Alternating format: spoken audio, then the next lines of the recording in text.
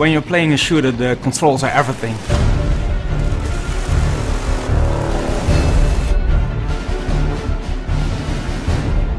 When we started working on Killzone 3, we first read through all the forums and the reviews to see what people liked about Killzone 2 and what they thought could be improved.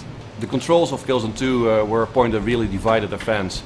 Some of them really liked the heavy feel of the weapon, it made it unique and made a difference, but others felt it made the game too inaccurate and also a little bit sluggish. The way that your gun moves, the way that your head bobs around, the way that your body shudders when you're sprinting, it's those animations that give the sense of weight and immersion to the game.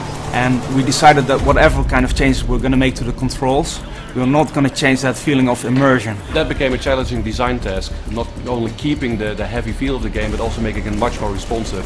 And I think in Killzone 3 we actually achieved exactly the right balance. What we did was take a really good look at the dead zones and the control scheme and fine-tune it to hell, basically.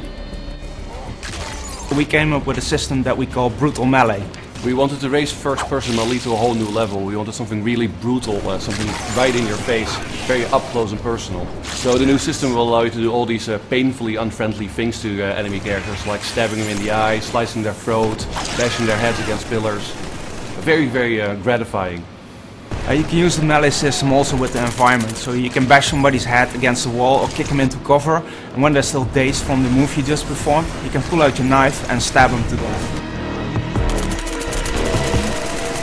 Well, we looked at ways to get the player more quickly into cover, so we came up with a slide mechanic. You can slide into cover, but you can also freeform slide.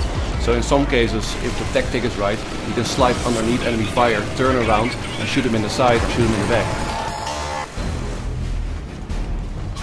Well, at the end of the day, Killzone 3 is a shooter, and a shooter isn't a shooter without some very heavy weapons that you can carry around.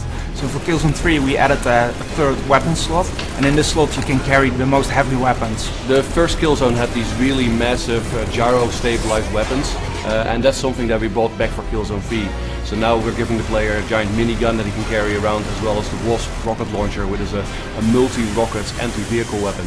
What I'm most proud of for Killzone 3 is how all these new mechanics come together and work together really well.